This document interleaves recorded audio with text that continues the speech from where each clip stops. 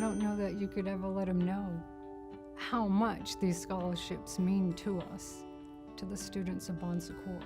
It says in the community that there are people out there that are still invested in others and want to contribute to the greater good of us locally and maybe globally. Beyond being grateful, I'm not sure how else to express my thanks.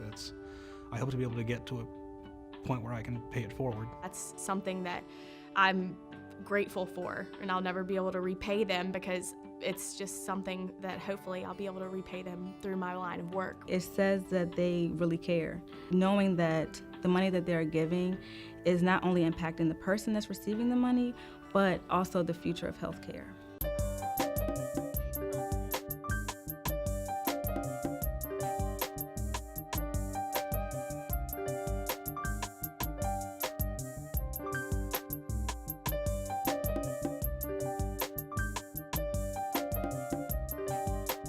There's a huge nursing shortage in the United States. Richmond and Virginia suffer from it just as much as any other area of the country. And we have a responsibility, if we're able, to increase that enrollment so that we can help the nursing workforce shortage out there so that patients have the care that they deserve.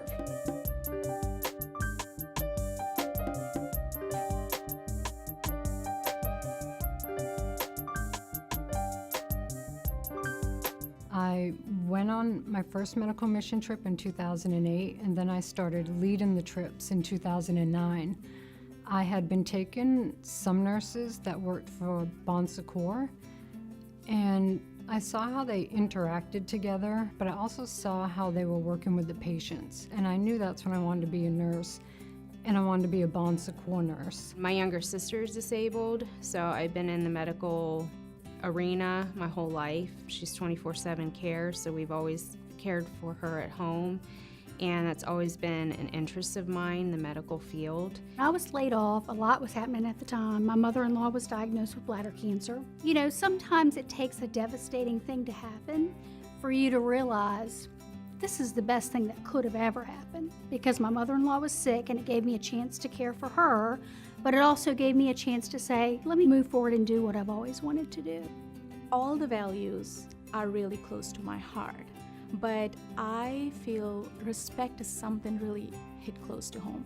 I was going through cancer treatment for my breast cancer, and the teachers I had that semester worked with me all the way, because I went through a lot of issues, sickness and all that. So they worked with me all through. It was tough, but they made it possible for me. We do tend to attract a lot of second-degree students, meaning they've already earned, at minimum, an associate's degree, some as much as a master's degree. And consequently, they have, if not done so, almost exhausted all the federal financial aid that's available to them. It is very difficult having to pay for my past degree as well as my future one, and that's something that's been a peace of mind for me.